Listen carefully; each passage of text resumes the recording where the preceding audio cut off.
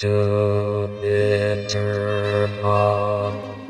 Shut up and meditate. You are tuned to the Mr. Baer Show. I'd like to respond to suffering whenever I saw it. I'd like to be selfless and embody compassion. Unfortunately, the gulf between how I am and how I'd like to be is vast. I do the best I can, but during a recent trip to Los Angeles, it really hit me how numb to suffering I could be. Stuck at a stoplight, I was swarmed by homeless people going from car to car in search of a handout. As I locked the doors, rolled up the windows, and turned up the stereo, part of me was overwhelmed by guilt. But another part of me was just impatient for the light to change. The only consolation I had was that when I looked around, most of the other motorists seemed equally perplexed.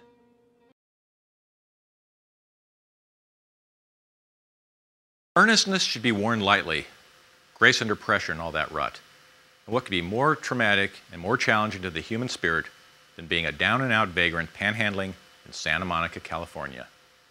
Hungry vet will work for food. What the poor chap really wants is a dollar bill or all of your change, or at least that's my perception, because I've never seen any motorist invite one of these people into their cars to whisk them off to break bread or to perform some odd job. Hell, the intricacies of liability insurance alone are an issue.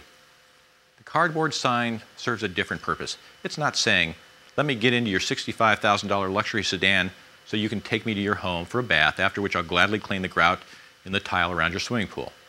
The placard is meant to tell you that this is not a lazy person, that he, she served his country, always a vet. Often children are mentioned, and it is always food they want and never money. They are not panhandling.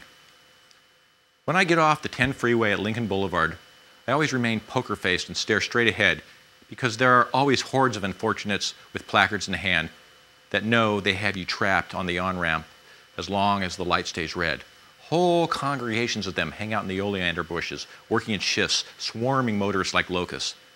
There are usually enough cars that a simple nod of the head will get them searching for more sympathetic faces. If I sound blithe about the less fortunate, it's because I've been given permission, in writing no less. There are signs posted all over Santa Monica instructing me not to give to panhandlers, that if I do give, I am contributing to drug abuse, alcoholism, and violence. These signs remind me of notices in the zoo telling me not to feed the animals, and part of me is appalled, but another part of me is relieved. I'd be doing wrong by digging into my pockets, and far be it from me to shrug my civic duty. In my heart of hearts, I know it's just an easy justification for me to be an uncaring tightwad, and I'm troubled wondering how Jesus would deal with these poor unfortunates. Would he allow his windshield to be squeegeed? Would he step out of his new cherry red convertible Boxster to walk among his lost sheep in the white budded bushes? Obviously, behind my placid mask at the off-ramp, there is always a moral dilemma brewing. Sometimes guilt and feelings of impotency to help in a larger way overwhelm my usual numbness for my fellow humans in need, and I do give. I'm no more stone-hearted than the next self-centered motorist, no less conflicted. I never say, get a job, or back off, man, I'll run your ass over if you touch the hood. The poor, the homeless, the unwashed, for the grace of God go I. But if I'm in a generous mood or have recently sinned and need to make amends, I'll fork over a buck or two. It's like paying the, hey, it's a beautiful day, the sun is shining, the rock and roll is blasting on my radio, and the chick in the Mazda is hot, and I'm at the beach tax. However, I am a discerning giver. The denizens of the bush all look miserable. They all look needy. They are all dirty and pathetic. And if you want to throw in the work ethic question, they're all showing initiative by just being out in traffic in the first place. I mean, next time you mutter lazy derelict under your breath, ask yourself if you could work the road rage crowds. Still, the dilemma remains. How do you decide who is worthy of one's limited charity? For me, it all comes down to the sign. I look for a spark of creativity, something new, something that stands out in a crowded market. I'm a drunk, I need a drink, or junkie will work for clean needles. Not only do I appreciate the honesty, I doubly appreciate honesty when used as an attempt at humor, albeit dark. I like the ironic twist on what is expected, or even corny can work if it is succinct and strikes a chord. God bless America. Wouldn't you give a quarter to a red, white, and blue draped panhandler? Recently, I saw the best sign yet, the sign that truly expressed the existential dilemma of the situation. I marveled at this grim poet as he competed with all the other hard luck stories meandering in the traffic, and his sign had it boiled down to the essence. What was on his sign that so moved me? Absolutely nothing. Zilch. He was holding a blank sign, clean, white on white, no writing, no message, just a square of cardboard. Perhaps he was just completely zonked out or lacked all imagination, but if this was the case, he more than ever qualified as the worst hard luck case among his peers. But I thought not. I didn't read his message this way. I thought, here was a genius of the absurd, a Marcel Duchamp or a Samuel Beckett. To me, this was the ultimate reduction of meaning, and yet it said everything. There was no lie, no pretext, because all pretexts were a sham anyway. His gesture reduced the game to the essential truth as if to say, I hold the sign, you give me the money. It was worth a few shekels. He wasn't about to spell out his misfortune. It was plain enough to see he was needy. Why should he spill his guts to me?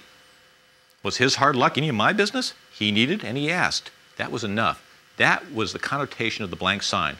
And the humor and economical grace of the gesture was amplified by the juxtaposition with all the other placards that spelled out the obvious so vividly.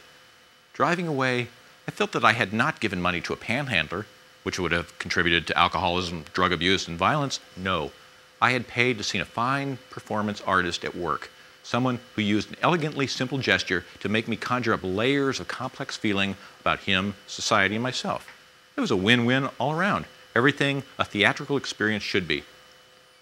Later at dinner, while I was rhapsodizing about my undiscovered prodigy over martinis and about the brilliance of the blank sign, my bubble was slightly deflated when one of my companions suggested another and perhaps more plausible explanation.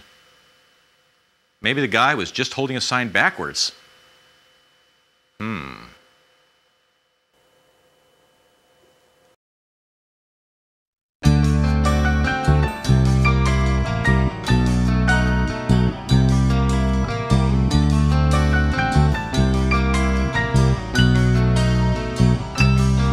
Hey, look at that, a box of crazy colors, out of sight.